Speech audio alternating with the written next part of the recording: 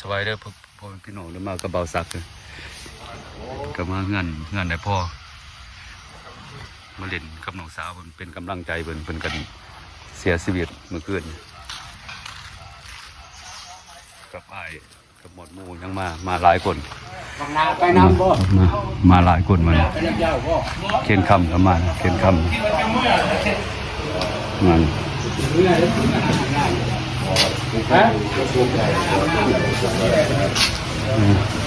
ไว้ได้เขียนคำมายังเนี่ยมางานเดี๋ยวพอเนาะมาอย่างนี้เป็นกำลังใจเชียร์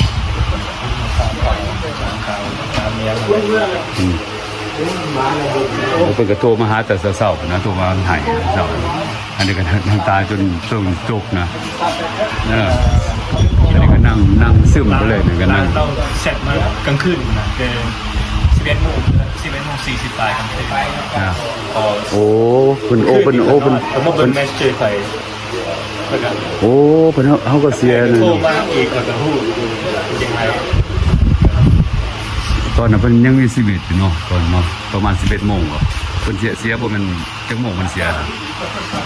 ซ้ำนั่นแหละของเพิ่งเสร็จมาหา11:40เสียโอ้อยากจะสุดท้ายเลยเนาะแล้วบอกแม่น่ะเพิ่นฮู้จักเพิ่นฮู้เสร็จหาลืมเขาในเรื่องเพิ่นคงจักเนาะเพิ่นโอ้เป็นจะสุดท้ายก็ดีแล้วตอนเช้าเป็นแช็คเบิ่งเห็นโทรมาแม่อันนี้ก็นั่งซึมบ่น้ำตาจนสิตกน่ะมาเห็นตอนโทรไปหานะสิเด็ดอะไรตายแล้ววัดเอ้ว่ะวัดไม่มาเห็นใจดอกหวังบ่เป็นหยังดอกเป็นจักมันสู่ต่อไปแล้วบ่เป็นหยังดอกเพิ่นกับไปดีแล้วเพิ่นไปดีแล้วเพิ่นก็ทรมานเลยเพิ่นกับไปดีแล้วเสียใจกับเพิ่นหลายเสียใจ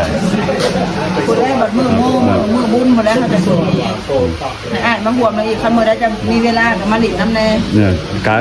าบ่มือได้เฮ็ดบุญเบิ่งทรงสกัดแล้วไงทรงสกัดเป็นวันที่3เป็น14เฮาเนาะ13เป็น14เฮาก็สิเบิ่งวันเดือนก่อนค่ะนะเฮ็ดแต่เฮ็ดแล้วก็โทรบอกเพิ่นก็เสียใจหลายเป็นเมียเพิ่นมาเป็นกำลังใจคือสิแล้วชีวิตคนเฮามันเดียวบ่เห็นอนาคตไปปานนี้มันยังเลย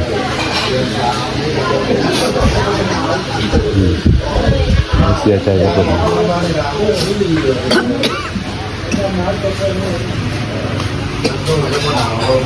อันนี้ก็เป็นเรื่อยเนาะสบายเรื่อยๆมาจะใส่ก่อนมาจากลาสเวกัสมาอยู่นี่ละมาอยู่เลยว่าตอนนี้มาอยู่เลยก็เป็นYouTubeเหมือนกันนะแม่นหัวที่เขาเป็นเฮ็ด YouTube ยังปากส่งเดี๋ยวนี้ต้องซื้อว่ากี่เลยชีวิตพอเพียงปากซ่องน้ำเด้อหัวเฮ็ดเลยเขาไปกระกดไลค์กดแชร์ Subscribe เพิ่นเนี่ยเฮ็ดมาโดดเฮ็ด YouTube ข้าจะว่าเฮ็ดโดนเติบไปได้ไปเฮ็ดตะกี้เฮ็ดเป็นซ่องเล็บไปเล็บเองแล้ววันนี้มานี่ผัวอยากเฮ็ดก็เลยเอาซ่องตัวเองโอนให้ผัวเปลี่ยนชื่อซ่อง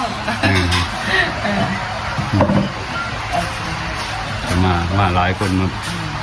เป็นกำลังใจเป็นกำลังใจ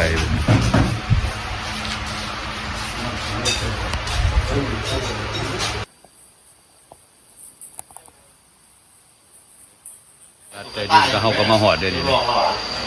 มานั่งกินข้าวผู้เดียวเดี๋ยวมาบ่ทันหมู่เด้อเขาก็มาหอดมาเด้อกินข้าวมาบ่ทันหมู่เด้มาบ่ได้กันเ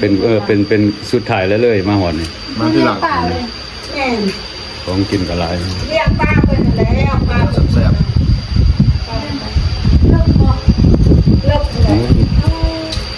ทราบมันก็โทรไปหาเตอเสานะโทรไปหาตัวกันโอ้แมวก็เจ็บบ่จังแบบคอยแบบตัวไปบ่เป็นเลยนะแมวก็เจ็บก็แบบ FC ก็โทรมาก็แบบเจ็บเลยนะแมวก็เจ็บโทรมาให้ก็โอ้ เป็นมือเป็น มัน เป็น กัด มือ มันกัดกันบ่ มันถึงแมวตัวใหญ่เลยแมวตัวใหญ่แล้วกัดไปพอเป็นแล้วมันก็เลยนอนเลยนะ งูจับกลับมาบ้านเนาะ งูมาแล้วแบบโคนมันน่ะฟูก็เลยนะมันถือกัดถือกระยองนะแมวตัวใหญ่เด้แมวก็มันก็ใหญ่อยู่มันนั่นบ่สู้แมวตัวใหญ่แมวก็มันก็ใหญ่แล้วแมวมันกัดเจ็บเด้เดี๋ยวทำก็มีโคนหมดแล้วเดี๋ยวนี่ เอาสไลด์ตัวนาออกมาให้แม่หน่อย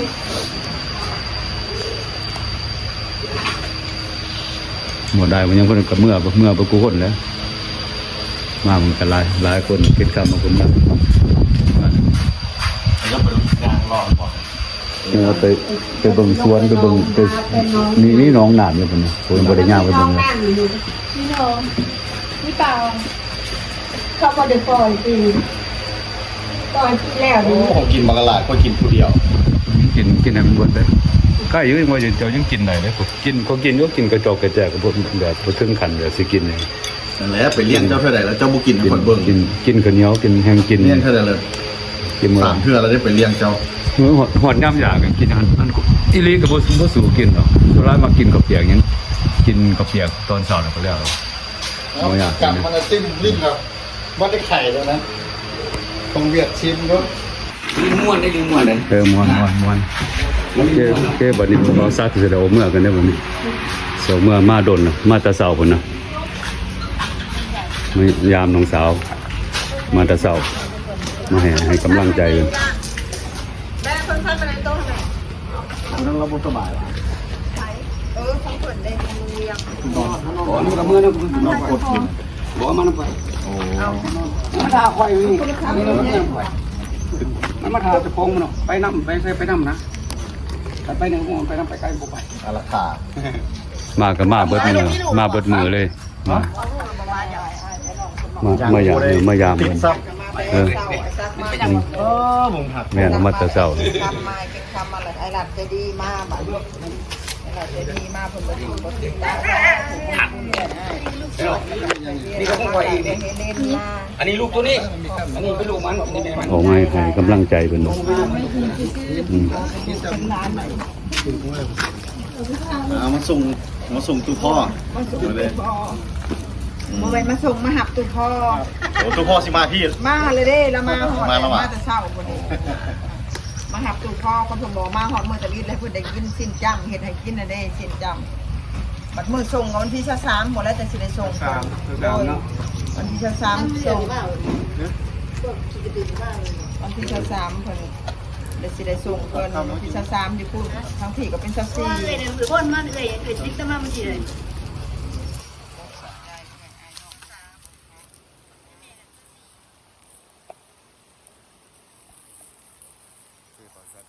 เดี๋ยวก็มากับขอขอบใจหลายๆเด้อก็มาให้กำลังใจหมู่นะขอขอบใจหลายๆ